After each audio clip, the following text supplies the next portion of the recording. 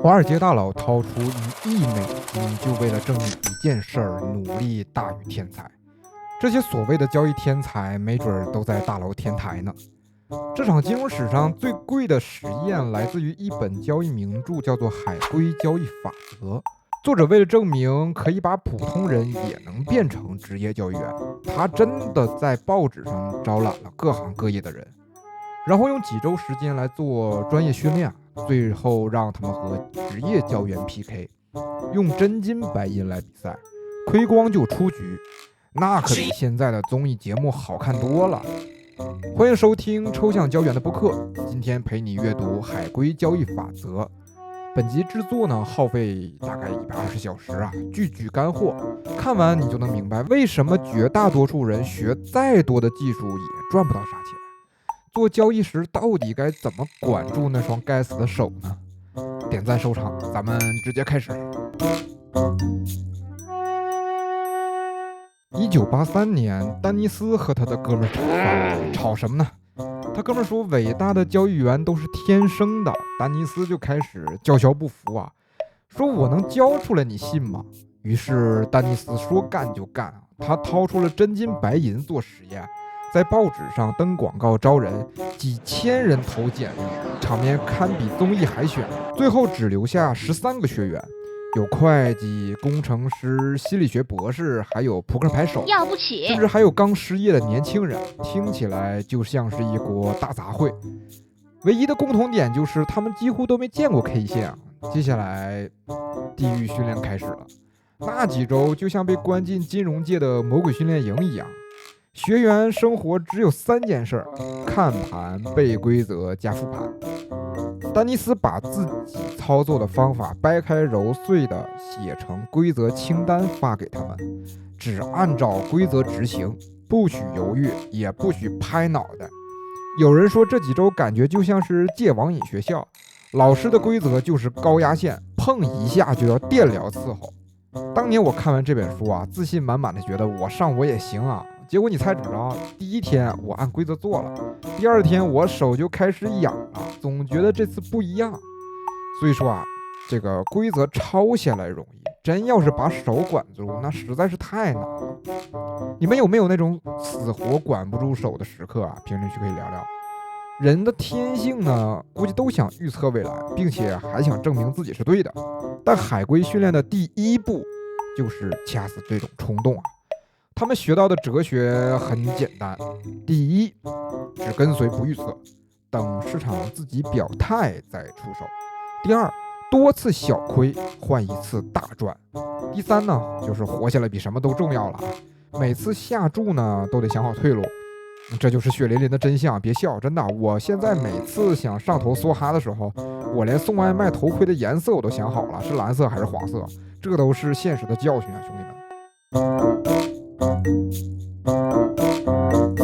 接下来是本书的干货操作法则，2套交易系统。系统1是20日均线突破，系统2是55日的均线突破啊，这样可以过滤掉虚假信号嘛。仓位管理呢，可以用波动率来衡量，保证每笔交易亏损呢不伤筋动骨，大概占到账户的1%到2%啊。这个亏损之后呢，绝不能补仓啊，听着有点不讲人情，对吧？也有人在网上吐槽过啊，这不就是交易把人变成冷血的执行机器了吗？你能接受这种反人性的赚钱方式吗？啊，能接受的可以扣个执行力，接受不了的扣个人性，我看看有多少。后来学员毕业之后啊，丹尼斯给他们发了真金白银的账户了。第一天开盘呢，整个交易室安静的能听得见呼吸，大家手心冒汗，有人腿抖的就像分时图。刚开始呢，结果还不错，严格执行规则的人账户曲线开始缓慢上扬了。但是市场呢，很快就给了他们一记下马威，大幅回撤来袭。有人慌了，提前砍仓，改规则，甚至还有反手加仓的，结果被市场反手打脸。也有人死死的按住手指了，顶着那50%的回撤不动摇，太猛了。最后呢，等到行情扭转的时候呢，再把亏损补回来，还顺便吃了一大波行情。那一刻，分化彻底出现了，一边是哭着被淘汰的人，另一边是笑着数钱的人机海龟啊。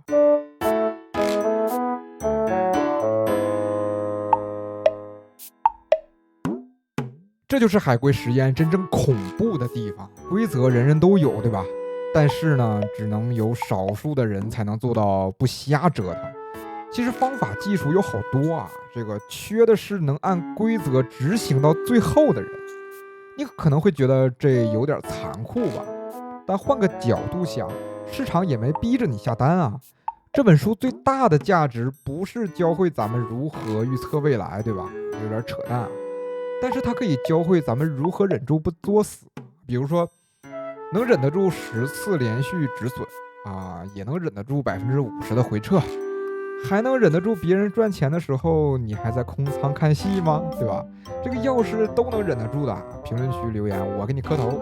我打赌超过3次止损却心如止水的都是狠人。有人看完书吐槽说，这跟当代牛马有啥区别啊？机械重复的动作，对吧？海龟训练的残酷之处呢，也在这儿。作者其实也不是逼咱们变强啊，好像恰恰是逼咱们变笨啊，就是笨到忘记自己聪明，笨到只会傻傻的相信规则。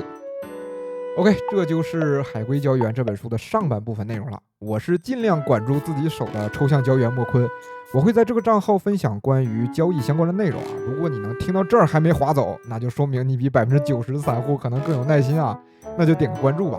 下期我们就看到那些拿到100万美金的海龟啊，最终有人用这套方法成了千万富翁，也有人早早的亏光离场了，怀疑人生。你觉得决定他们的成败最关键的差别是啥呢？